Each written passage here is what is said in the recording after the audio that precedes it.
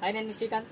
ఈరోజు మీకు ఒక డీసీ బ్యాటరీతోని ఒక ఏసీ బల్బ్ అనేది ఏ విధంగా వెలిగించుకోవచ్చో నేను మీకు చెప్తాను. దానికి కావాల్సిన వస్తువులు, ఒకటి మోటార్ ఈ విధంగా పెట్టుకున్నాను నేను. ఇది 12 వోల్ట్ డీసీ మోటార్. ఇంకా ఇది కూలర్ మోటార్ యొక్క పంప్, వాటర్ పంప్ ఇది.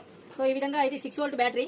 ఇదే విధంగా 6 వోల్ట్ బ్యాటరీ అనేవి రెండు పెట్టుకుంటే 12 వోల్ట్ వస్తుంది. సో నా దగ్గర 6 వోల్ట్ ఒకటే ఉంది కాబట్టి నేను power DD AC to DC 12 volt connector ఒక అడాప్టర్ ఇది. సో దీన్ని నేను యూజ్ చేసి ఈ విధంగా నేను మీకు చూపెడుతున్నాను.